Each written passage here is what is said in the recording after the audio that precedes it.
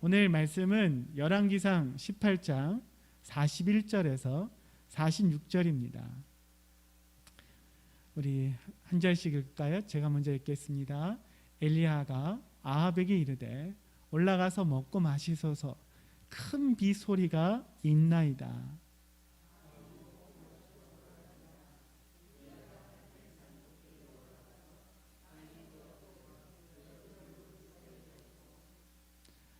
그의 사환에게 이르되 올라가 바다 쪽을 바라보라. 그가 올라가 바라보고 말하되 아무것도 없나이다. 이르되 7번까지 다시 가라.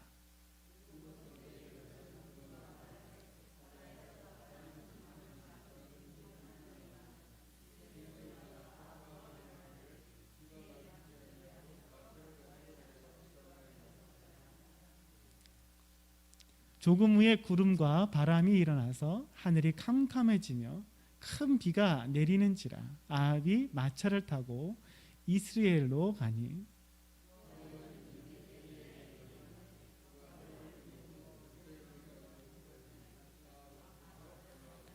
아멘.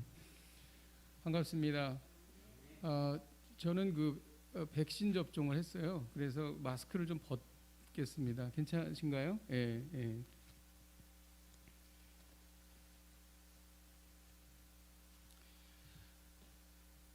먼저 이 귀한 자리에 불러주신 하나님께 감사와 영광을 올려드립니다.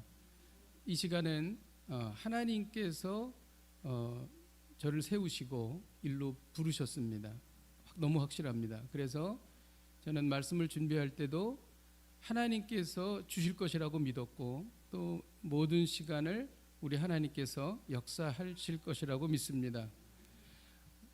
저는 일반 목회자랑은 조금 다른 경력을 갖고 있습니다. 저는 일반 직장 생활을 한 18년 했습니다. 그리고 늦게 신학을 했어요. 43살 때 신대원에 들어갔습니다. 그리고 18년이 흘렀죠. 그래서 일반 다른 이렇게 신학교를 바로 들어가서 이렇게 목회를 하신 목사님들과는 조금 이렇게 세상때가 묻은 사람입니다. 그래서 좀 적당히 사회화된 목사라고 할까요? 그러니까 이렇게 많은 그런 것들을 경험했던 것 같습니다. 신학교를 졸업하고 나서 바로 중국으로 갔습니다. 그래서 중국에서 한인교회에서 1년 반 정도 사역을 하다가 그리고 이제 교회를 개척하러 제가 있던 곳에서 한 비행기로 한 3시간 반 정도 떨어진 곳에 가서 교회를 개척을 했습니다. 그리고 13년 동안 목회를 했고 하나님께서 부흥을 주셨습니다. 그런데 2번의 어려움이 있어서 전부 다 중국 정부의 그러한 방해죠. 그래서 목회를 이렇게 하나님께서 부흥해 주셔서 꽃을 피우고 있을 때에 또 무너지고 또 원점이 되고, 그리고 또 다시 시작해서 또 하나님께서 부흥을 주셨는데 그때는 완전히 이제 추방돼서 다시 한국으로 돌아오게 되는 그런 목회의 여정을 저는 겪었습니다. 오늘 이 말씀은 하나님께서 엘리야에게 미리 말씀하셨어요. 비가 있을 것이다. 너무나 확실하죠. 하나님께서 비가 있을 거라고 말씀하셨으니 당연히 비가 오는 거죠. 그리고 거기에다가 엘리야는 빗소리를 들었습니다. 오늘 말씀에 보면은 18장 41절에 큰 빗소리가 있나이다. 빗소리를 직접 들은 겁니다. 그때 수년간 비가 내리지 않아서 너무나 메마른 상황인데 하나님께서 비를 주시겠다고 약속하셨고 자기가 직접 빗소리를 들은 겁니다. 그러면 확실하지 않습니까? 그런데도 이 엘리야는 비가 오게 해달라고 기도를 하는데 어떻게 기도를 하냐면은 무릎을 꿇습니다. 그리고 그 무릎 사이에다가 머리를 집어넣고 간절히 기도를 하는 겁니다. 제가 한번 해봤어요. 무릎 꿇고 머리를 아무리 넣으려고 해도 잘 안 들어가더라고요. 그래서 아마 엘리야는 좀 마른 사람이 아니었겠는가 그런 생각을 하긴 합니다. 근데 어쨌든 머리가 잘 들어가지 않는데 얼마나 간절히 기도했으면 머리를 양쪽 무릎에 넣고 기도를 했다는 거예요. 그런데 그것을 무려 7번을 했습니다. 그래서 사환이 있는데 그냥 간절히 한번 기도해보고 너 가봐라. 하늘에 구름이 있거나 비가 소식이 있는지 한번 봐라. 갔다 오면 없습니다. 이렇게 6번을 한 겁니다. 그래서 7번째 갔다 올 때에 손바닥만한 작은 구름이 있습니다. 이렇게 얘기했어요. 그랬더니 옳았구나, 됐다, 이제 비가 온다. 그러면서 아합에게 이제 올라가서 음식을 먹으라고 이제 이야기를 합니다. 너무나 비가 올 게 확실하니까. 여기에서 우리가 무엇을 봐야 되냐면, 그렇게 확실하게 하나님의 음성도 있었고 빗소리도 들었는데 그렇게 간절히 7번이나 왜 기도해야 했을까? 바로 이것이 초점입니다. 그 이유는 뭐냐면, 기도하는 사람만이 하나님께서 역사하셨을 때에 하나님 내 기도를 응답해 주셨구나라고 안다는 거예요. 그리고 하나님께서는 성도의 기도를 통해서 일하신다는 것입니다. 이 두 가지 때문에 엘리야가 그렇게 기도했다는 거죠. 근데 이 엘리야의 기도가 제가 그동안 살아왔던 인생과 정말 너무나 비슷한, 기도에 있어서 그런 그 감동이 있어서 제가 오늘 이 본문을 여기에서 잡은 것입니다. 우리가 끝까지 기도해야 하는 이유는, 여호와는 온 땅을 두루 감찰하시며 전심으로 자기에게 향하는 자에게 능력과 은혜를 베푸시는 것입니다. 그렇기 때문에 끝까지 기도하는 사람, 간절히 기도하는 사람, 이 사람에게 하나님께서 역사하십니다. 사안에 따라 응답 속도가 다르지만 중요한 일들은 대부분 끝까지 기도해서 응답받습니다. 그래서 저는 이 기도를 이름을 붙였어요. 끝장 기도다. 기도하다가 대부분 응답이 늦어지면 안 합니다. 그러지 말고 끝까지 응답 받을 때까지. 간혹 응답이 안 올 때도 있어요. 그럼 그 이유가 뭔지를 알게 하세요. 그 이유를 알 때까지 그렇게 기도해야 됩니다. 근데 대체적으로 끝장 기도하면 반드시 응답하십니다. 언제 끝까지 기도하게 됩니까? 그것은 자기가 유능하고 잘 나가고 그럴 때 끝장 기도 잘 안 합니다. 부족하고 연약하고 방법이 없고 사방을 둘러봐도 다 막혀 있을 때, 그때 끝까지 기도하게 됩니다. 저는 초등학교 6학년 때부터 안경을 썼어요. 근시였습니다. 결혼 직후인 30대 초반에 눈이 잘 보이질 않는 거예요. 이상하다. 운전을 하는데도 안경을 써도 잘 안 보이는 겁니다. 그래서 제가 당시에 그 유명한 강남 성모병원의 안과에 갔어요. 그랬더니 병명이 나왔는데 원추각막이라는 겁니다. 원추각막은 각막이 원추형으로 변형되어서 결국 실명하는 겁니다. 그리고 당시로서는 치료 방법이 없었어요. 그래서 병원에 가면 시력이 떨어지고, 그럼 어떻게 해야 됩니까? 방법이 없습니다. 그리고 또 병원에 가면 또 시력이 떨어지고, 그래서 나중에는 운전을 할 수가 없는 그런 상황까지 왔습니다. 눈물로 나가서 간절히 기도했습니다. 하나님, 눈을 고쳐주세요. 볼 수 없으면 아무것도 할 수 없습니다. 제가 이제 결혼해서 아이도 낳았는데 눈이 안 보이면 저는 소망이 없습니다. 불쌍히 여기셔서 기회를 주세요. 기도했습니다. 교회 구역 식구들에게 기도를 부탁했습니다. 사실 그때 저는 어려서부터 인격적으로 예수님을 만났지만 신앙생활이 형편없었습니다. 술도 하고 담배도 하고 정말 그 부르심의 소명도 잊어버렸습니다. 저에게 있어서 아킬레스건은 시력이었습니다. 점점 시력을 잃어가는 저에게 저는 기도하는 방법밖에 없었어요. 그래서 저는 빠르게 하나님께 돌아왔습니다. 하나님, 살려주세요. 살려주세요. 제발 저의 눈을 회복시켜 주시면 부르신 길을 가겠습니다. 제가 세상에 태어나서 그렇게 간절히 기도해 본 적이 없습니다. 그럼에도 불구하고 시력 검사하게 되면 계속 나빠지는 거예요. 그래서 안 갔습니다, 병원에. 근데 병원에서 연락이 왔어요. 왜 병원에 안 오냐? 6개월씩이나 왜 안 오냐? 그래서 아니 가면은 눈 나빠지고 방법은 없다 그러고 차라리 안 갑니다. 그렇게 얘기를 했습니다. 그랬더니 그 레지던트가 그러는 거예요. 한 번만 오십시오. 와서 병원에 한번 검사나 한번 해보십시다. 이렇게 간절히 얘기를 하더라고요. 그래서 제가 갔습니다. 그래서 정말 그날은 여러 가지 검사를 했습니다. 진짜 평상시에 하던 거에 한 2배는 한 것 같아요. 그런데 이 검사를 마친 레지던트가 이렇게 말하는 거예요. 참 놀랍습니다. 원추각막의 진행이 멈추었습니다. 이런 경우가 있습니다. 그렇게 얘기하는 거예요. 제 귀를 의심했습니다. 그리고 시력 교정을 하자 그러는 거예요. 교정 시력이 0.5도 잘 안 나왔었는데 원래 원추각막을 교정할 때에 하드렌즈로 교정을 해요. 하드렌즈로 딱 교정을 하니까 왼쪽 1점이 오른쪽 1.2가 나오는 거예요. 그래서 저도 놀라는 거예요. 아니 원추각막인데 이렇게 시력이 잘 나올 수가 있냐고. 굉장히 럭키합니다. 이렇게 얘기하는 거예요.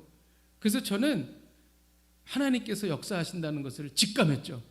그리고 나서 뭐 진짜 이제 돈 내러 가야 되잖아요. 검사한 거. 그거 의료보험이 안 돼요. 그런 검사들은. 그래서 돈을 내려고 딱 갔더니 돈을 받는 그 원무과인가요? 어디서 그 이야기를 하는 거예요. 그 수납하는 데에서 무료라는 겁니다. 무료. 아니 왜 무료입니까? 병원에서 와서 검사하라고 요청했기 때문에 무료입니다. 그렇게 얘기하는 거예요. 이거는 기가 막힌 거잖아. 이거는 하나님이 하신 거라고밖에 볼 수가 없는 거예요. 그래서 저는 너무나 감사해서 화장실로 뛰어들어갔습니다. 화장실로 뛰어들어가서 그 열린 창문 사이로 보이는 하늘을 쳐다보면서 하나님께 감사와 찬양을 불렀습니다. 한없이 울었습니다. 하나님, 제가 이제 주님을 위해서 살겠습니다. 이 밝은 눈을 주셔서 감사합니다. 저처럼 미천하고 저처럼 부족한 자를 살려주셔서 감사합니다. 그런데 눈이 나서 감사한 것보다 더 감사한 게 있었어요. 그게 뭐냐면 전능하신 하나님, 천지를 지으신 하나님께서 저를 알고 계시다는 거예요. 저를 도와주시다는 거예요. 이것이 더 크게 저는 감동이었고 너무너무 감사했습니다. 여러분, 하나님이 해주신 것은요 아주 오래 갑니다. 제가 30년이 넘었는데 지금도 잘 봅니다. 할렐루야. 놀랍습니다. 이거 하나님이 하신 것입니다. 예. 어떻게 이런 일이 일어났는가? 끝까지 기도했기 때문입니다. 우리 구역 식구들이 끝까지 기도했기 때문입니다. 끝까지 기도하면 어떤 일이 일어날까요? 하나님의 손길을 경험합니다. 직장 다닐 때 저는 그 미국과 영국, 일본 이런 데 출장을 자주 다녔어요. 왜냐하면 신규 통신 사업을 했기 때문에 그 먼저 선진국에 가가지고 그 서비스가 제공되는 것을 배워야 돼요. 벤치마킹이라고 하죠. 근데 우리가 서비스하던 서비스가 주파수 공영통신이라고, 옛날에 여러분들 택시 타면은 이렇게 한번 딱 이렇게 콜을 잡는다 뭐 이런 얘기 들어보신 적 있을 거예요. 그게 뭐냐 일대 다수 통신입니다.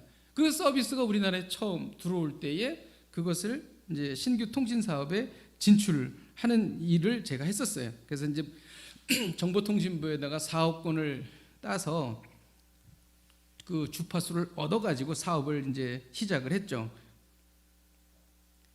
그래서 이제 일본에 벤치마킹을 하러 가야 되는데 영어는 좀 그냥 어줍지 않게 조금씩 했었는데 일본어는 정말 몰랐거든요. 근데 일본에 가야 되는 거예요. 야, 이거 정말 너무 막막하죠. 어떻게 하겠어요? 기도하는 수밖에 없죠. 하나님 살려주십시오. 도와주십시오. 이번에 일본 출장 가야 되는데 사장님이 같이 가신다는 겁니다. 사장님이 같이 가는데 이거 어떻게 해야 됩니까? 제가 그때 마케팅 과장이었거든요. 그래가지고 막 기도를 했습니다. 그래가지고 우리 일본어 하는 직원한테 거기다 편지를 좀 써라. 그래가지고 이제 썼는데 놀랍게 오라는 겁니다. 그래가지고 이제 사장님 모시고 임원들 모시고 이제 과장이 이제 일본에 가보지도 않았어요. 저 처음 가는 거예요. 그래가지고 같이 갔습니다. 그래서 이제 동경에 도착을 해가지고 이제 그 다음 날 아침 9시부터 미팅인데 미팅을 하러 가려고 하는데 그때 온 편지에 의하면 동경의 어떤 전철역에서 내리면 걸어서 바로 회사다 이렇게 돼 있었습니다. 그래서 이제 사장님한테 얘기를 했더니 사장님이 뭐 전철 타고 다니면 좋지 뭐 그러면서 이제 전부 임원들이랑 같이 저랑 전철을 탄 겁니다. 일본 전철이 얼마나 진짜 1분에 하나씩 왔다 갔다 해요. 막 얼마나 사람이 많은지 모릅니다.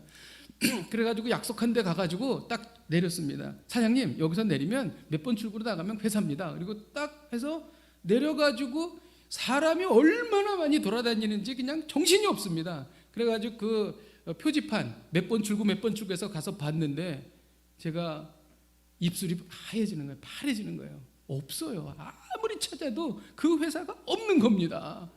그랬더니 옆에서 사장님이 백 과장 뭐 하고 있어? 뭐 하고 있어? 사람들은 왔다 갔다 하지 알 수는 없지. 와 진짜 그때는 정말 죽을 것 같더라고. 이거 어떻게 해야 되나? 어떻게 해야 되나? 전부 저만 쳐다보고 있는 거예요. 그런데 그 수많은 전철역의 사람 중에 어떤 사람이 제 어깨를 치는 겁니다. 일본 사람이. 그래서 이렇게 봤더니 띄엄띄엄 영어로 저한테 말을 하는 거예요. 근데 너무나 놀랍게도 저랑 이메일로 커뮤니케이션 했던 기술자예요. 그 수많은 사람 중에 저를 보고 어깨를 친 겁니다. 그러면서 회사를 같이 가자는 거예요. 얼마나 정말 제가 진짜 이건 천군만마를 얻은 거죠. 막 이게 너무나 기적 같은 일. 근데 그 당시에는 너무나 그냥 얼떨결에 그런 일을 당했기 때문에 놀라지도 않았어요. 그냥 막 살았다 이것만 생각을 했죠. 그래서 전철역 밖으로 딱 뛰어나가서 가려고 봤더니 택시를 잡더라고요. 택시를 타고 15분을 가는 겁니다. 그게 정보가 잘못된 거예요. 정말 큰일 날 뻔했죠. 그래가지고 그 회사에 가가지고 프레젠테이션을 봤는데 일본 분들은 기술 이전 잘 안 합니다. 기술 얘기 잘 안 해요. 그 사람들이.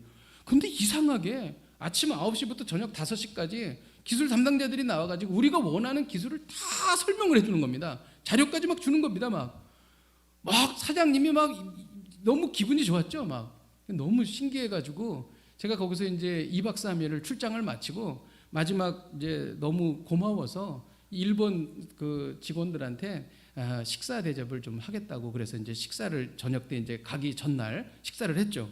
그래서 제가 물어봤습니다. 근데 어떻게 그렇게 우리한테 이렇게 잘해줄 수가 있는가? 예상외로 우리는 많은 대접을 받았고 여러 가지 좋은 도움이 되었는데 그 이유가 혹시 뭡니까? 이렇게 물어봤어요.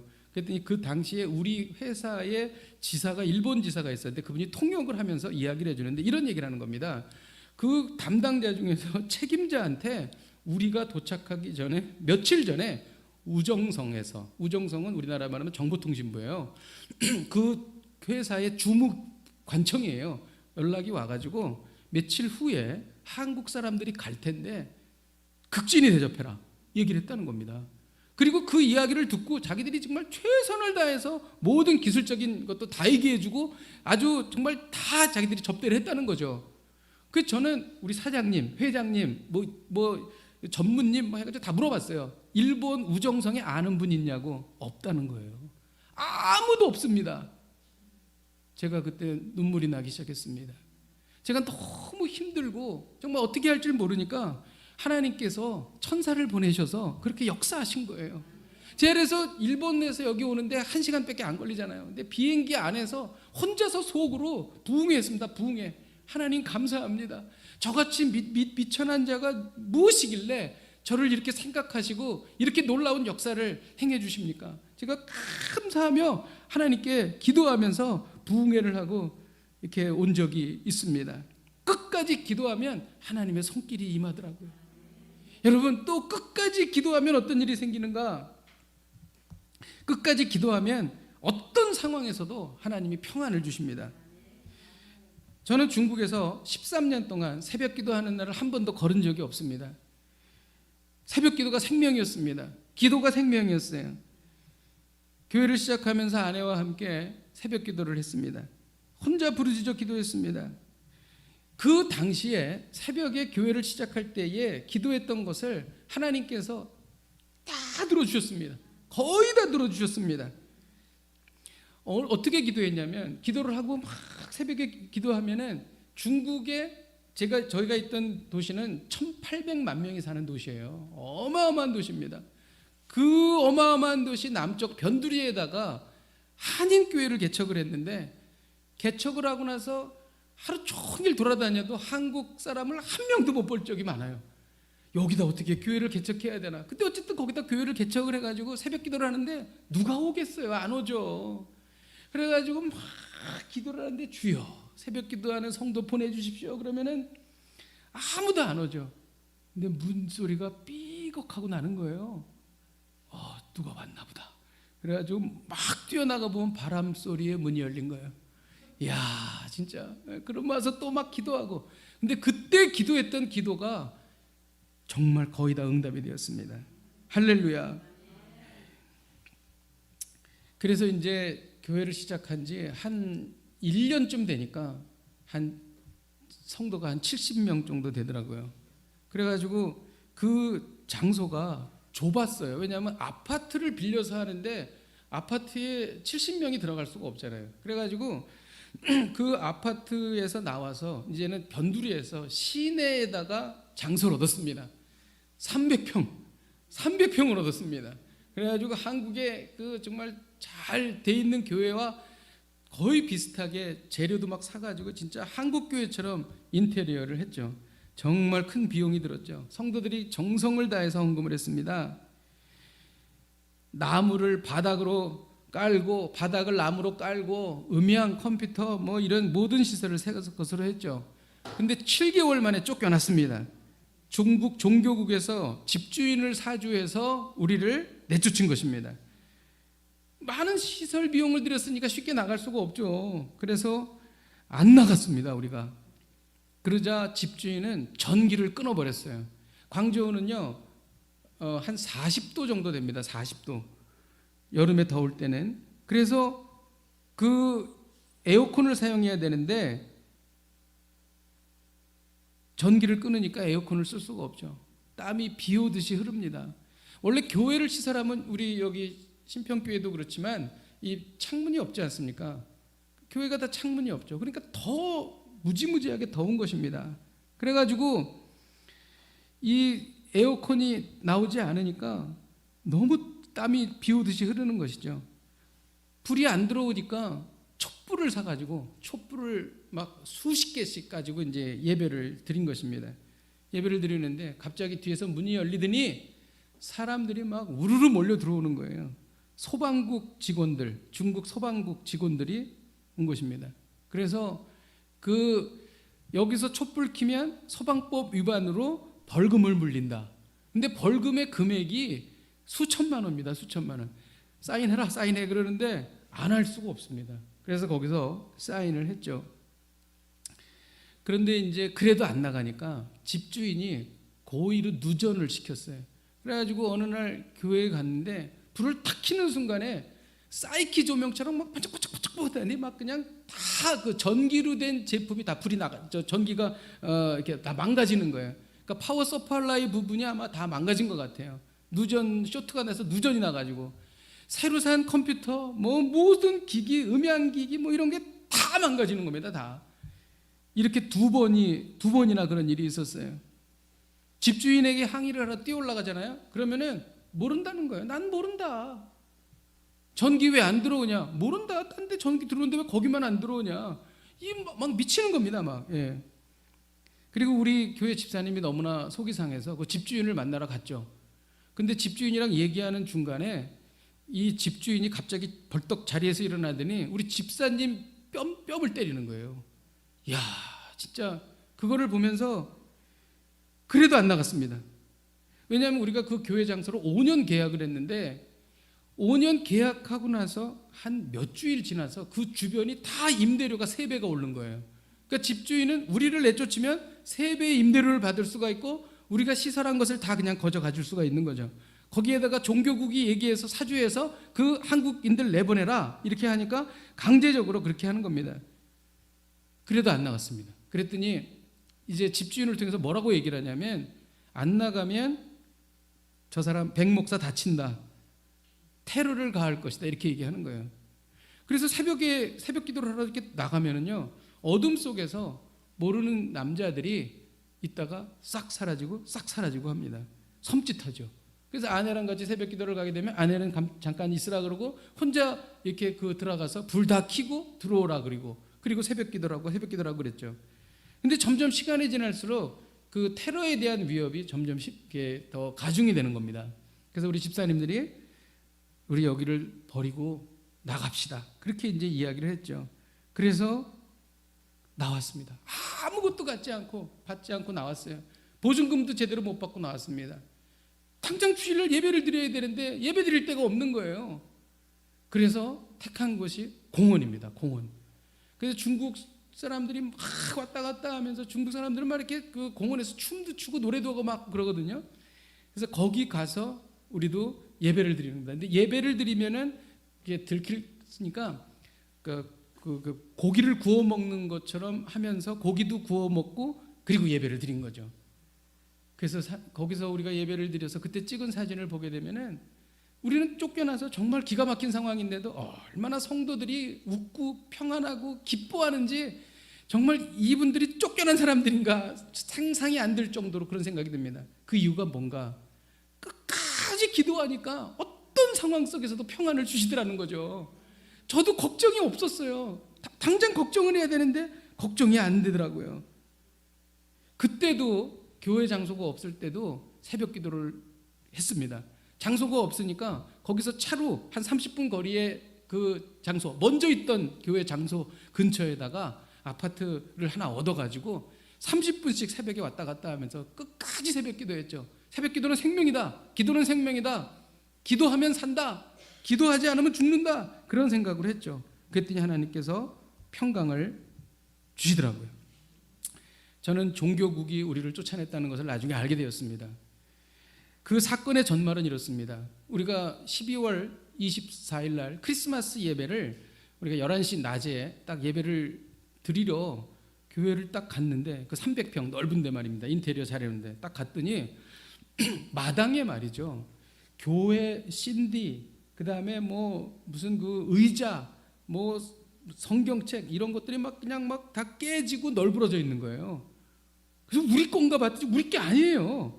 봤더니 우리가 있던 장소 그 건물의 꼭대기에 중국의 가정교회가 있었는데 종교국이 들이닥쳐서 크리스마스 때 다 깨부신 겁니다. 막 무섭게 부시더라고요. 막 그래가지고 그 교회는 큰 교회였어요. 그래서 예배를 여러 중국 지역에다가 방송하던 그런 것이었습니다. 근데 이 중교국 직원들이 거기 부시러 왔다가 우리 본 거예요. 여긴 뭐야? 보니까 막 찬양을 하고 예배를 드리는 거죠. 한국인 교회라는 것을 알고 우리를 집주인을 사주해서 쫓아내기 시작했다는 겁니다. 너무 억울하고 속이 상했습니다. 그래서 제가 추방당할 각오를 하고 그 지역의 종교국장을 내가 만나야 되겠다. 그래서 면담 요청을 했습니다. 제가 종교국장 면담 요청. 그랬더니 의외로 종교국장이 이걸 받아들이더라고요. 그리고 조찬 모임을 추천해 줬습니다. 그래서 우리 교회에 대기업 다니는 법인장으로 일하시는 우리 교회 집사님이랑 나갔죠. 그랬더니 그 종교국 직원이 다 나와 있더라고요. 5명이 다 나와 있더라고요. 근데 종교국 국장이 50대 중반의 여자였어요. 그래서 이 사람을 만나기 전에 한번 그 중국 검색 엔진 네이버인 바이두로 검색을 해봤더니 하여간 그 종교 탄압의 아주 선두 주자에 있던 사람이었어요. 아주 열정적인 사람이었습니다. 많이 배운 사람 같이 보였고 그리고 굉장히 부드럽습니다. 그리고 친화적이고 뭐 한국의 어떤 산업이나 또 스마트폰이나 또 삼성이나 이런 거에 대해서 우수성에 대해서 칭찬하기도 합니다. 편안하게 이야기를 하죠. 근데 제가 놀란 것은 종교국장이 저를 모른다는 겁니다. 이해가 안 되시죠? 우리가 생각할 때는 중국은 정보가 많고 모든 걸 다 안다 이렇게 생각을 했는데 그게 아니었더라고요. 그 사람은 교회가 있어서 부신 거지 백목사를 추적해서 부신 게 아니더라고요. 그래서 저를 모르더라고요. 그래서 그때 알았어요. 아, 중국이 모든 걸 다 아는 게 아니구나. 기본적인 것도 모르는 것도 있구나. 그러고서 제가 거기서 깨달은 거죠. 그래서 제가 물어봤어요. 왜 우리를 쫓아냈는가? 그랬더니 이렇게 말하는 겁니다. 당신들은 중국에 와서 사업을 하고 있지 않느냐? 우리 중국은 당신들의 사업체를 보호해주고 있지 않냐? 그러니까 당신들은 우리의 말을 들어야 한다. 우리의 원하는 것은 뭐냐면 모이지 말라는 거예요. 모이지 말라는 거. 그래가지고 많이 모이지 말고 30명 단위로 쪼개서 모여라. 그렇게 얘기를 하는 겁니다. 그러면서 그 자리에서 삼자교회 그 목사님에게 전화하더라. 삼자교회는 뭐냐면 중국의 공산당의 통치를 받는 그러한 그 교회를 삼자교회라고 하지 않습니까?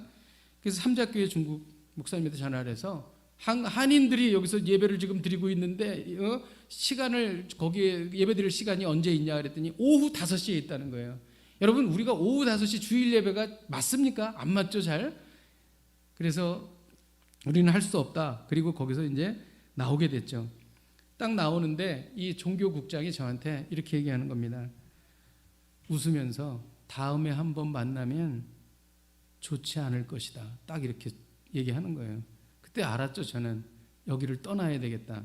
그래서 거기서 그거를 다 이제 두고 강을 건너서 다른 지역으로 가서 다시 교회를 처음부터 이제 시작을 한 것입니다.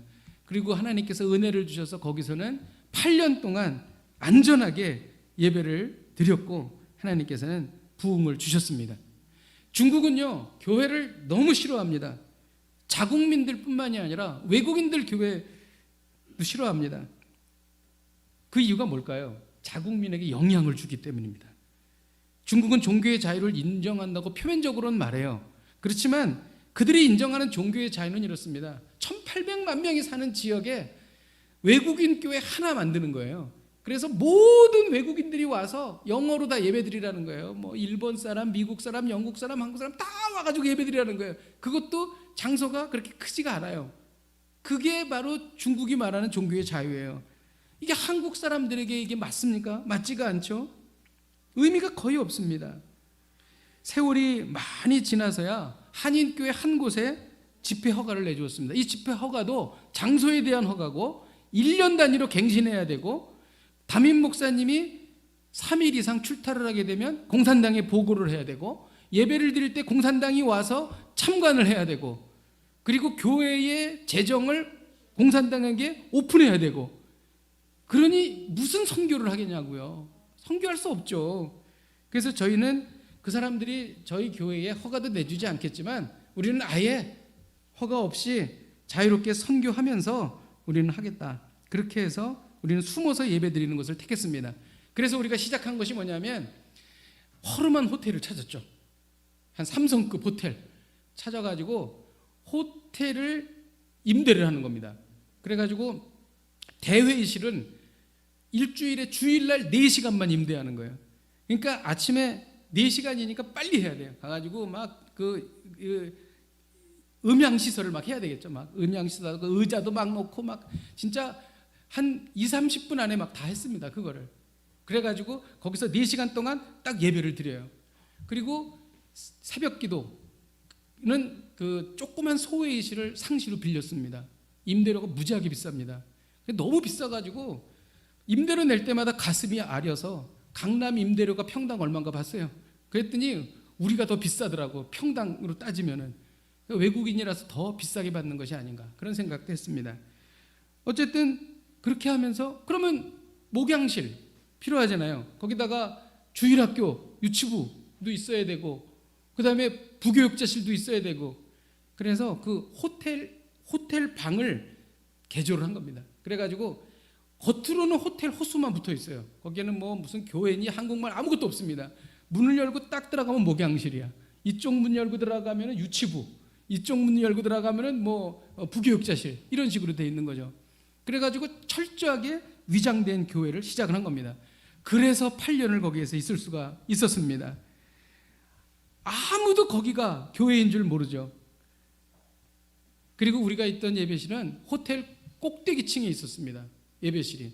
그래서 그 위에는 아무것도 없기 때문에 막 드럼도 치고 막 소리 지르고 기도하고 정말 부르짖어 그렇게 뜨겁게 기도하는 곳이 중국에 있을까 할 정도로 저희는 그렇게 마음껏 8년 동안 거기에서 있었던 것입니다. 늘 불안합니다. 왜냐하면 이번 주 예배 드리면 다음 주를 기약할 수가 없어요. 진짜 언제 어떻게 될 수가 없는 거예요.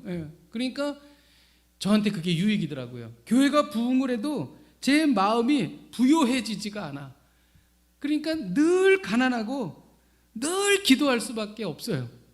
언제 어떻게 될 수가 없어요. 그러니까 교회가 아무리 커져도 여기가 좋사온 일은 있을 수가 없는 것입니다. 그냥 그 주 예배 드리면 감사한 거죠. 그 주 예배 드리면.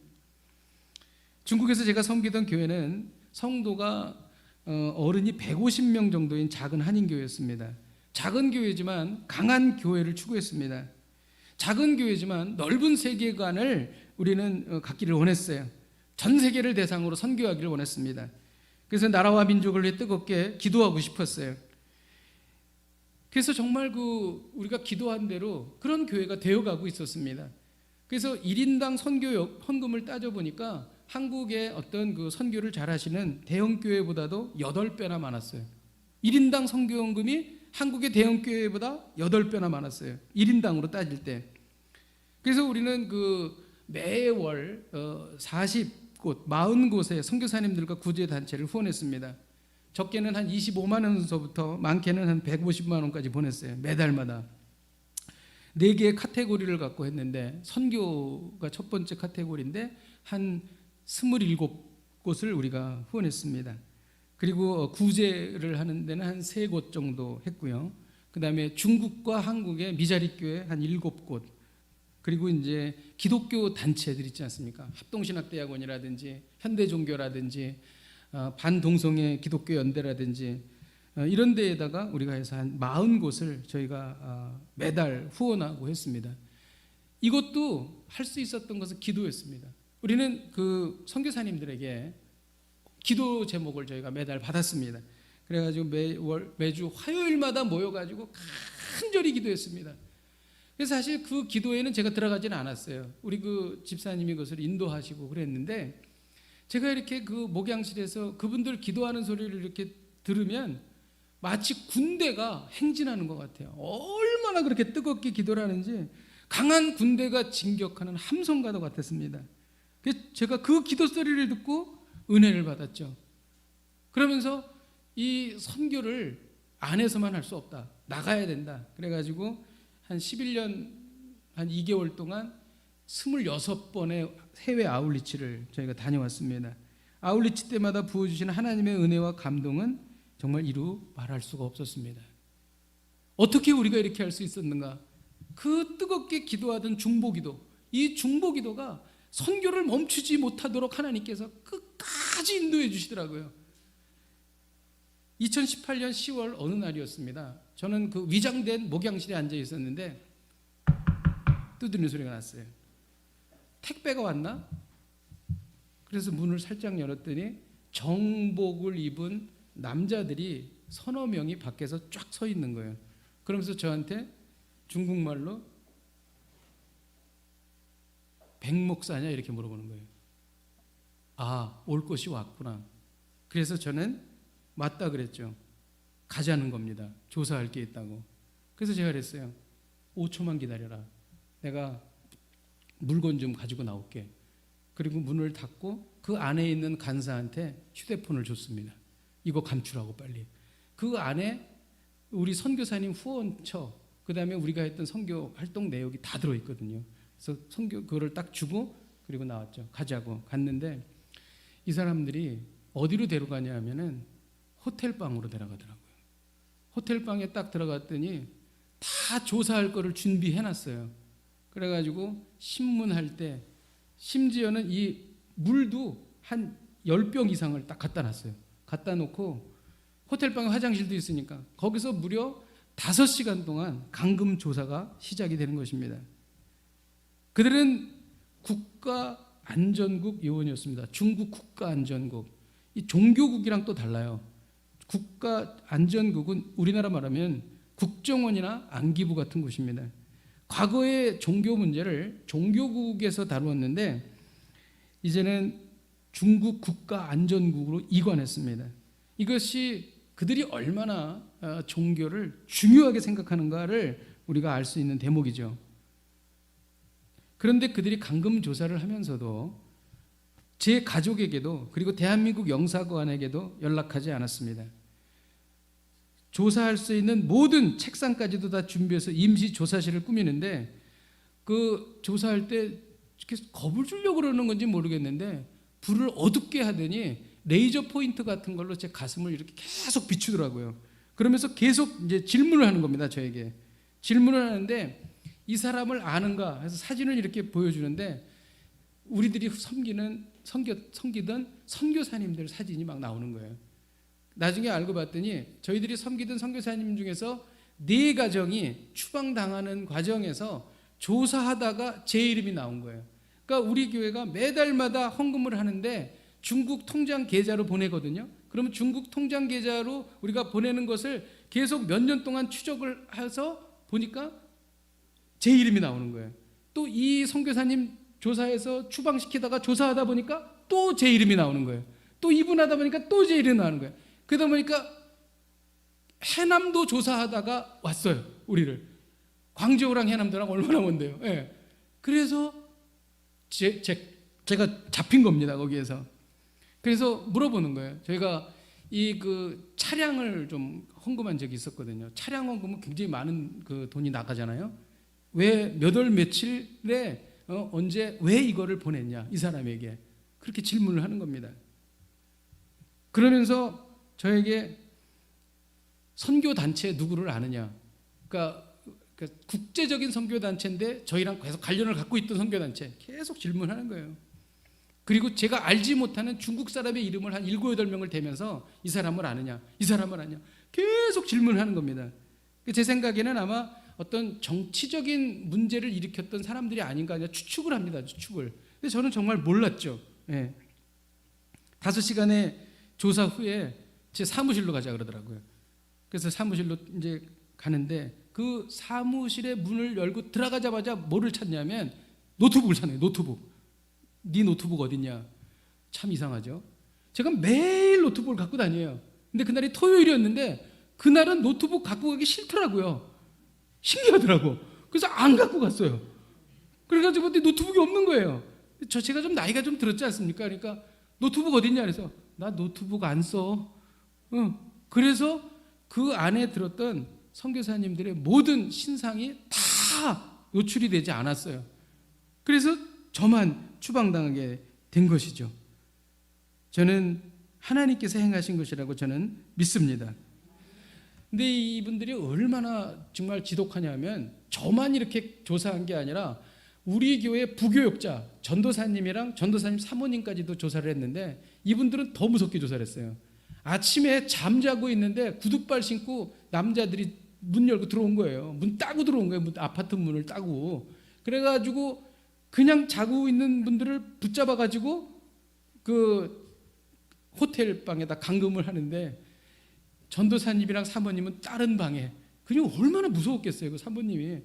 그분들은 7시간 동안 감금 조사를 당했어요. 핸드폰 빼앗겼죠. 우리 교회에 있던 외장하드 빼앗겼죠. 근데 결국은 안 돌려주더라고요. 그래서 우리는 전도사님, 사모님 추방당하고 또 저 추방당하고 이렇게 해서 교회가 이제 없어지게 된 것입니다. 사실 이런 상황은 좀 심각한 상황입니다. 왜냐하면 중국은 실종되는 경우가 있어요. 연행됐다가 실종되는 경우가 많습니다. 찾을 수가 없어요. 그래서 우리 성도들도 그렇고 저희 아내도 그렇고 그거를 굉장히 두려워했죠. 근데 참 놀라운 게 두려움이 없더라고요. 야, 진짜 여유가 생기더라고요. 이 사람들이요, 일단 저를 조사하고 갔습니다. 그리고 나서 저는 추방될 것을 너무나 분명히 알았기 때문에 제가 추방된 이후에 교회를 유지해야 되기 때문에 그 큰 도시에서 교회를 할 수 있는 곳을 막 찾아다녔죠. 한 정말 짧은 기간이었어요. 아내랑 미친 듯이 찾아다녔습니다. 정말 중국말도 잘 못하는데 막 호텔에 들어가가지고 우리가 원하는 평수 또 뭐 이런 거 얘기해가지고 해서 그 큰 도시에서 정말 한인교회를 할 만한 곳을 한 3군데를 찾았습니다. 죽기 살기로.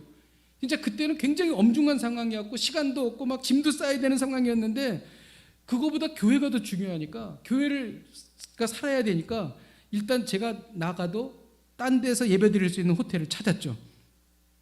그리고 이제 제가 나갈 걸 대비해서 미국에서 후임 목사님 한 분 모셔올 것도 상의했습니다.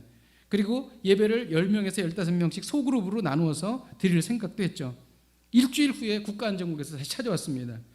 약 15명이 찾아왔습니다. 저 한 사람 때문에 15명이요. 예. 그래가지고 막 정복 입고 막 몰려오더니 저를 이거보다 조금 큰 공간인가요? 이 정도 되는 공간인 것 같아요. 벽에다가 붙이더라고요. 벽에다가 딱 붙여요.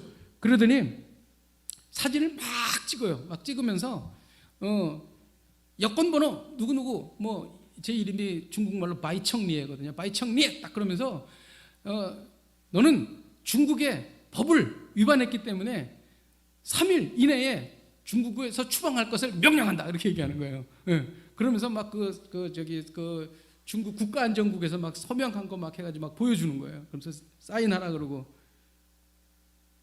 그때 제가 뭐라고 그랬냐면, 내가 중국에 산 지 13년인데 어떻게 3일 동안 정리를 해서 나갈 수가 있냐, 시간을 더 줘라, 그렇게 얘기를 한 거예요.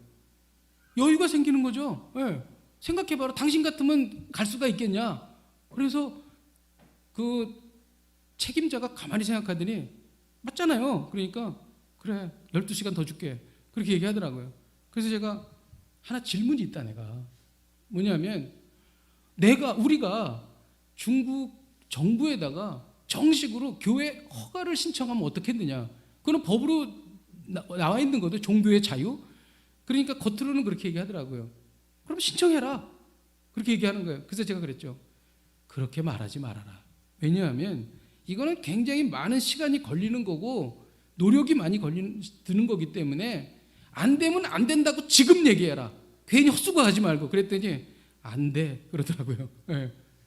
그래서 그런 시간도 낭비를 하지 않고 우리는 거기에서 이제 나오게 되었다는 것이죠. 그리고 이제 그 추방하는 날 성도들이 얼마나 마음이 어려웠겠어요. 그래서 공항에 나왔습니다. 제가 이제 추방당하는 날. 그래서 공항에 나왔는데 국가안전국에서 나와가지고 캠코더로 계속 저를 따라다니면서 찍어요. 계속 찍습니다. 그러니 옆에서 성도들이 배웅나러 왔다가, 그 성도들도 비즈니스 하시는 분들이고 또 직업이 있으신 분들인데 얼마나 마음이 어렵겠어요. 저 찍으면서 다 찍히잖아요. 예. 그러니 얼마나 마음이 불편하겠어요. 그런데도 성도들이 눈물로 저를 이렇게 환송을 해 주셨습니다. 제가 조사를 받으면서 한국말을 정말 잘하는 사람이 있더라고요. 처음에는 가만히 있어요. 듣기만 해 막. 그러다가 나중에 한국말을 하는데 너무 유창하게 잘해요. 조선족인 것 같아요. 그 사람이 그렇게 얘기를 하는, 그 사람도 국가안전국 직원입니다. 백 목사님은 사역을 참 잘하시네요. 딱 그러는 거예요, 저한테. 그래서 그 이야기는 뭐냐면, 제가 많은 사역을 했다는 뜻이겠죠. 이 말은 엄중한 처벌을 받을 것이라는 의미죠. 그런데 한편으로는 하나님께서 저에게 네가 중국에 있을 때 열심히 교회를 섬겼다라는 이렇게 우회적인 말씀이 아닐까, 그런 생각도 했습니다. 걱정하거나 두려워하지 않았습니다. 오히려 소망을 갖게 됐죠. 그리고 앞으로 새 일을 행하실 우리 하나님을 기대했습니다. 제가 이런 어려움 속에서 절망하지 않고 소망을 가졌던 것은 기도입니다. 기도입니다. 기도하면 어떤 상황 속에서도 당황하지 않습니다. 처음에 당황은 해요. 당황하지 않을 수가 없어요. 근데 시간이 지나면서 평정을 찾고, 시간이 지나면서 지혜를 주시고, 시간이 지나면서 틈이 보이고 기회를 얻을 수가 있습니다. 할 말 다 하고 얻을 거 다 얻을 수 있습니다. 그 이유는 무엇인가? 기도였던 것입니다. 중국 당국으로부터 2018년 10월 29일 날 추방 명령을 받았고 2018년 11월 1일 목요일 오후 2시까지 중국 땅을 떠나야 했습니다. 이제 이틀밖에 남지 않았어요. 이제 성도들이랑 헤어져야 합니다. 저는 마지막으로 예배를 드리고 싶었습니다. 우리가 예배를 드리던 곳에서 예배 드릴 수가 없습니다. 그래서 우리가 있던 지역에 한인 식당을 갔습니다. 큰 한인 식당이었어요. 거기에서 우리가 화요일 저녁 때 마지막 예배를 드렸습니다. 정말 많은 분들이 오셨어요. 그때는 엄중한 상황이었기 때문에 좀 어려울 수도 있지만 많은 분들이 오셔서 예배에 참석했습니다. 예배를 드리려고 모였는데 여기저기서 성도분들이 훌쩍훌쩍 눈물을 흘리셨습니다. 같이 추방당한 전도사님은 찬양을 시작을 했고 찬양은 정말 뜨거웠습니다. 어떻게 찬양이 그렇게 뜨거울 수가 있을까? 정말. 그리고 저는 말씀을 전할 때 12년 전에 그 교회를 처음 시작할 때 하나님께서 주셨던 말씀을 가지고 설교를 했습니다. 이사야서 54장 2절에서 3절인데 내 장막터를 넓히며 내 처소의 휘장을 아끼지 말고 널리 펴되 너의 줄을 길게 하며 너의 말뚝을 견고히 할지어다. 이는 내가 좌우로 퍼지며 내 자손은 열방을 얻으며 황폐한 성읍들을 사람 살 곳이 되게 할 것임이라. 아멘. 저는 뜨겁게 이 말씀을 전했습니다. 여러분, 하나님께서는 우리에게 12년 동안 놀라운 일을 행하셨습니다. 그러나 중국 당국에 의해서 저는 이곳을 떠나게 되었습니다. 그러나 하나님께서는 우리를 수치를 당하게 하지 않을 것입니다. 하나님께서는 우리가 지금은 알 수 없지만 우리의 장막터를 넓히실 것입니다. 우리의 지경을 넓히실 것입니다. 우리는 열방을 얻을 것입니다. 황폐한 성읍이 사람 살 곳이 되게 할 것입니다. 저는 선포했습니다. 그리고 마지막 손을 들고 우리 성도들과 함께 왕이신 나의 하나님을 불렀습니다. 그리고 섬겼던 교회 성도들에게 마지막 축도를 했습니다. 예배를 마치고 그 식당 로비에 성도들이 가지 않고 계시더라고요. 일일이 한 분 한 분 저랑 악수를 하고 다 사진을 한 장씩 찍었습니다. 오랜 시간을 기다려서 전부 사진을 찍었습니다. 왜냐하면 이것이 우리의 마지막 모임인 줄 알았기 때문이죠. 하나님께서는 부족한 저와 아내를 크게 위로해 주셨습니다. 교회 폐쇄 후에 저는 나왔고 한국에 왔을 때에 몇 달 지나서 한국에서 몇 분 성도분들이랑 만났습니다. 그래서 우리는 이스라엘로 기독교 유적지를 방문했습니다. 예루살렘에 있는 마리아 어머니를 기념하여 세운 성 안나 교회라고 있어요. 오래된 교회 건물인데 거기는 노래를 부르면 공명이 울려서 아무리 노래를 못하는 사람도 무지하게 노래를 잘하는 것처럼 들리는 곳이 있습니다. 성 안나 교회. 우리는 그때 거기에서 그 공명이 울리는 곳에서 마지막 불렀던 왕이신 나의 하나님을 불렀습니다. 그 소리가 공명이 울리는데 너무 아름답게 들리는 거예요. 그래서 지나가던 외국 사람들도 가던 길을 멈추고 우리의 찬양을 들었습니다. 근데 그 찬양을 부르는데 제 마음속에 어떤 소리가 들리냐면 너희들이 중국에서 있었던 그 12년 동안의 그 시간, 그것이 나에게는 너무나 참으로 아름다운 노래였다 라는 마음이 저에게 너무 절절히 느껴지더라고요. 저는 비행기를 타고 돌아오면서 그 하나님께서 저에게 주신 그 마음이 얼마나 큰 위로가 됐는지 모릅니다. 그리고 그 하나님이 저에게 주신 그 마음을 생각할 때마다 제 가슴이 뜨거워지고 눈물이 나고 정말 그동안에 있었던 모든 아픔, 고통, 어려움 다 사라집니다. 여러분, 하나님이 위로해 주시면 다 치유됩니다. 한순간에 다 해결됩니다. 소망이 생깁니다. 여러분, 이제 한국으로 저는 돌아와서 12년의 중국 목회로 매우 지쳐 있었습니다. 체력이 소진돼서 기침이 멈추지 않더라고요. 심한 기침을 하면서도 우리나라에 돌아왔다는 안도감이 있었습니다. 재래시장에 들어가서 제가 좋아하는 순댓국이랑 찐빵 사 먹으면서 얼마나 행복했는지 몰라요. 그런데 교회가 없어졌잖아요. 매주 설교를 할 수 없는 게 너무 어색했습니다. 어떻게 살아야 하나? 앞으로 나는 뭘 해야 하나? 하나님의 뜻은 무엇인가? 교회도 없고 교인도 없고 남은 것이 아무것도 없었습니다. 나이도 많이 들었고 중국의 그 교회 성도들은 대부분 그곳에 살고 있었어요. 그러던 중 중국의 그 교회 섬기던 교회 성도들로부터 연락이 왔습니다. 한국에다가 교회를 세워달라고 요청을 받은 거예요. 저와 아내는 기도했고 그것이 하나님의 뜻임을 알고 송파구 가락동의 서울호산학교회를 시작했습니다. 2019년 3월 30일에 이전 감사예배를 드렸습니다. 중국의 그 교회가 서울로 이전한 것입니다. 중국에서 한국으로 귀국한 6가정과 함께 교회를 시작했습니다.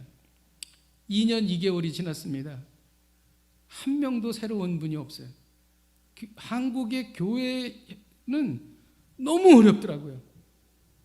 정말 중국에 있을 때는 우리가 특별히 전도를 하지 않아도 성도들이 왔습니다. 그런데 여기는 정말 그렇지 않더라고요. 근데 저는 하나님께서 이제 일을 시작하신 줄로 믿습니다. 예. 그래서 이제는 전도해야 되겠구나. 그래서 성도들과 전도 폭발 훈련을 해서 열심히 전도를 했습니다. 많이 전도를 해도 열매가 없습니다. 그런데 암에 걸려서 이렇게 돌아가시기 직전에 계신 분들은 영접을 하시더라고요. 그래서 그만큼 참 마음이 강팍해지지 않았는가, 이제 그런 생각을 하면서 전도를 합니다. 여러분, 지금은 종말과 심판의 때입니다. 그리고 지금은 코로나 바이러스로 인해서 한국교회가 더 어렵다고 사람들은 말합니다.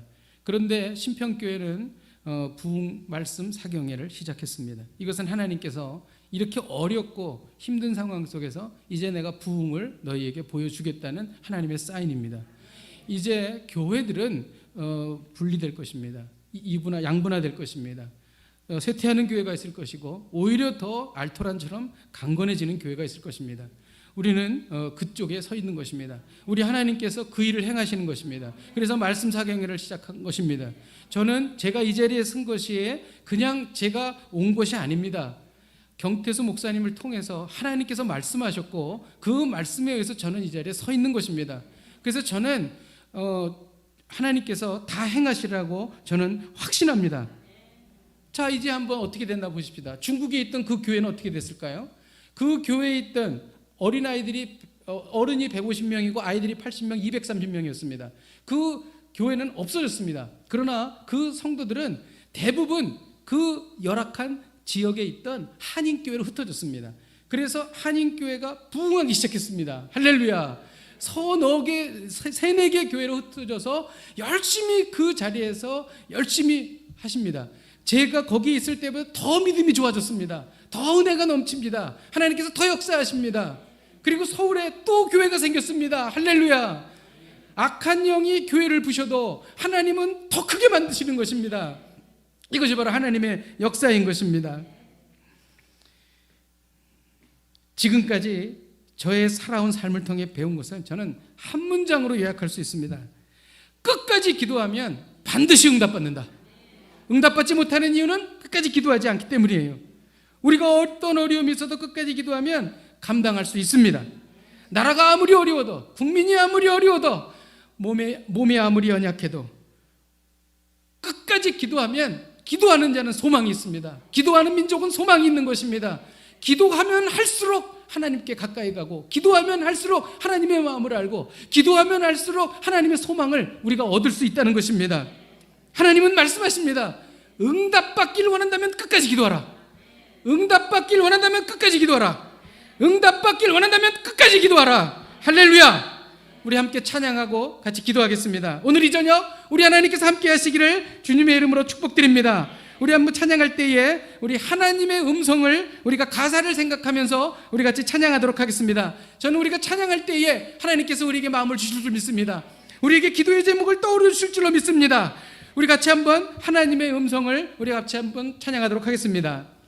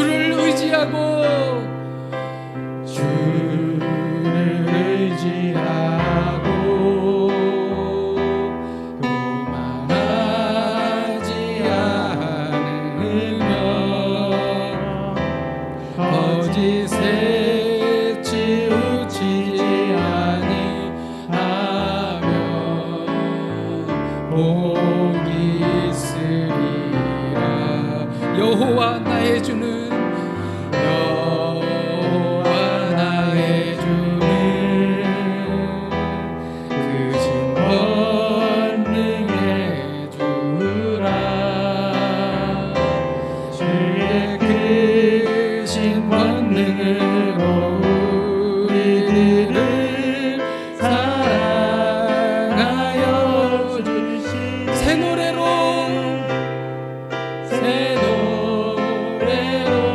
부르자 랄라라 하나님께 올릴 찬송을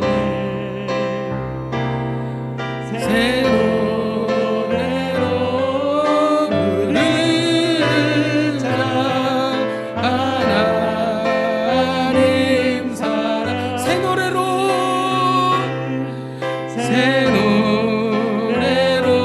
부르자 랄라라 하나님께 올릴 찬송을 새 노래로 부르자 하나님 사랑을 우리 이 시간 합심으로 기도하십시다. 우리가 해결할 수 없는 일이 있습니다. 우리가 볼 수 없는 것이 있습니다. 우리가 풀 수 없는 깨어진 관계가 있습니다. 우리가 고칠 수 없는 고질적인 질병이 있습니다.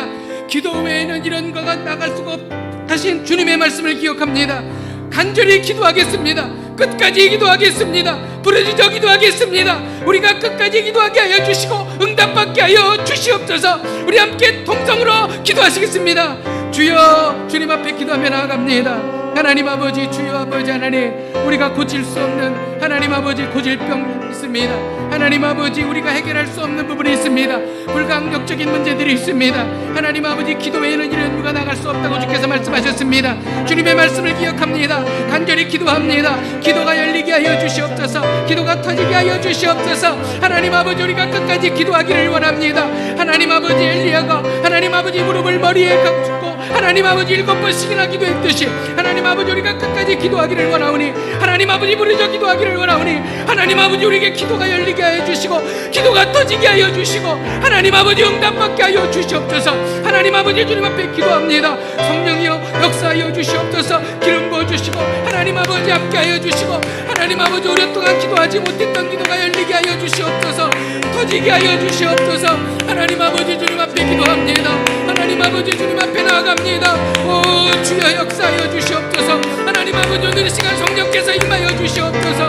주여 우리를 불쌍히 여겨 주시옵소서. 하나님 아버지, 우리를 불쌍히 여겨 주시고 하나님 아버지, 우리와 함께해 주시고 하나님 아버지, 인도하여 주시옵소서. 첫사랑의 사랑을 잃어버린 분이 계십니까? 하나님께 멀리 떠나가 있는 분이 계십니까? 하나님의 말씀을 붙잡은 지 너무나 오래된 분이 계십니까? 기도하는 것이 아련한 옛 추억이 된 분이 계십니까? 오늘 이 시간 기도를 회복하십시다. 기도하여 살 수 있습니다. 기도하면 살 수 있습니다. 오늘 이 시간 주여, 기도가 회복되게 하여 주시옵소서. 우리가 기도하며 나갈 때에 우리의 자녀를 위하여 기도하십시다. 건강을 위하여 기도하십시다. 주신 기업을 위하여 기도하십시다. 비전과 꿈을 위하여 기도하십시다. 주여, 기도가 열리게 하여 주시옵소서. 응답하여 주시옵소서. 우리 주여 한 번 외치고 기도하시겠습니다. 주여, 하나님 아버지, 주님 앞에 기도하며 나아갑니다. 하나님 아버지, 너무나 오랫동안 주님을 떠나 있었습니다. 하나님 아버지, 너무나 오랫동안 하나님 아버지 기도하지 못하였습니다. 하나님 아버지, 너무나 오랫동안 우상 숭배에 빠져 있었습니다. 하나님 아버지, 우리 아버지 하나님 연약함을 불쌍히 여겨주시고 이제 하나님 아버지 돌아갑니다. 아버지, 기도가 회복되기를 원합니다. 하나님 아버지, 주님 앞에 기도합니다. 하나님 아버지, 우리의 자녀를 위하여 기도합니다. 기도하는 자녀가 되게 하여 주시옵소서. 하나님 아버지, 기도하는 아이들이 되게 하여 주시옵소서. 하나님의 말씀을 붙잡게 하여 주시옵소서. 하나님 아버지, 오래된 불치병을 하나님 아버지 고쳐주시옵소서. 하나님 아버지, 아버지 고질병을 고쳐주시옵소서.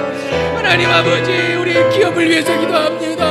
하나님 아버지, 경기가 어렵고 하나님 아버지, 쉽지 않은 시간들을 살아가고 있지만 온 땅이 가물어도 하나님 아버지, 단비를 받는 놀라운 역사가 아버지 일어나게 하여 주시옵소서.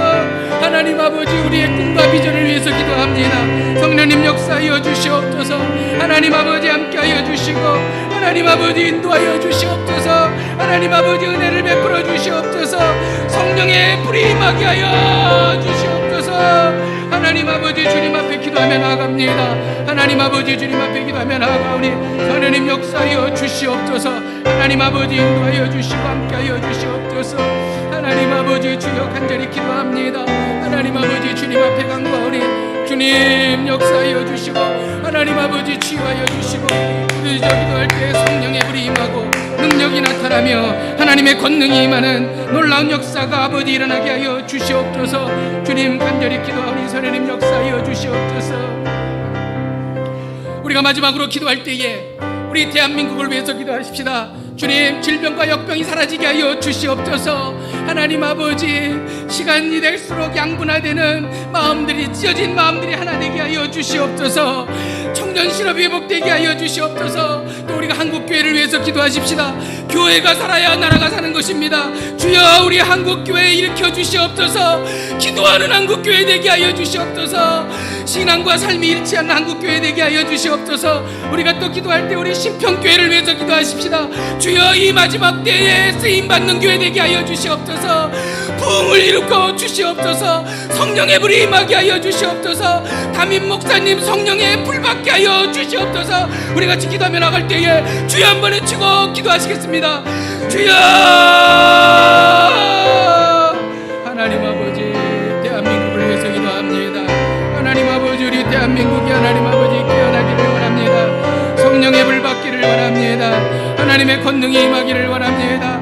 아버지 하나님 주여 도우시고 하나님 아버지 인도하여 주시고 기름 부어주셔서 하나님 아버지 성령의 역사 기름 부으심의 은혜가 아버지 임하게 하여 주시옵소서. 하나님 아버지 코로나 바이러스가 사라지게 하여 주시옵소서. 하나님의 권능으로 코로나 바이러스가 사라지게 하여 주시옵소서. 하나님 아버지 양분되어 가고 있는 이 아버지 하나님 이러한 아버지 사람들의 갈기가 찢어진 마음을 아버지 중간에 막힌 나무로 치고 둘러 하나 되시는 예수 그리스도의 모율로 하나 되게 하여 주시옵소서. 하나님 아버지 한국교회가 일어나기를 원합니다. 주일학교가 부흥하게 하여 주시고 성령의 불이 임하게 하여 주시고 능력이 나타나게 하여 주시고 하나님 아버지 놀라운 하나님의 권능과 은혜가 불처럼 일어나게 하여 주시옵소서. 불러 하나님 아버지 함께 하여 주시옵소서.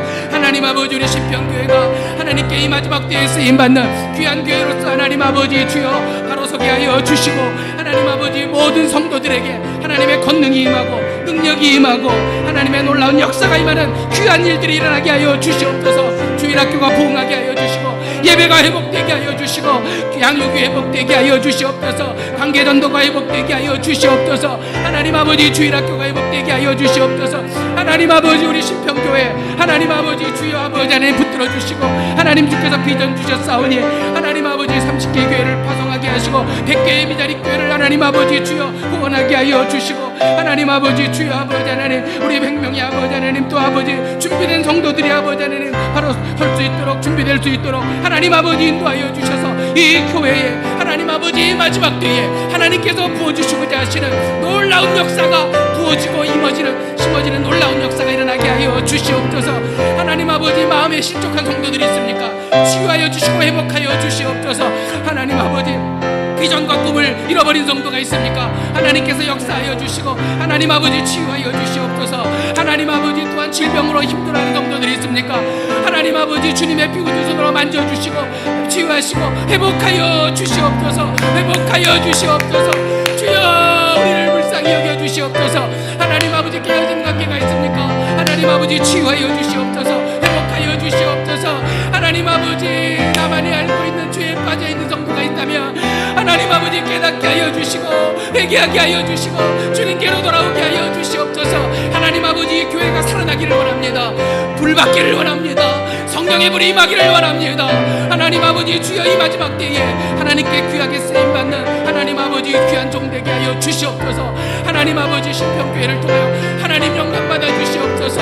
하나님 아버지 추수하는 날에 하나님 아버지 더운 여름날에 아버지의 마음을 시원케 해드리는 냉수와 같은 교회가 되게 하여 주시옵소서. 하나님 아버지 주님의 놀라운 역사 불같은 은혜가 하나님 아버지 임할 수 있도록 하나님 아버지 은혜 베풀어 주시고 함께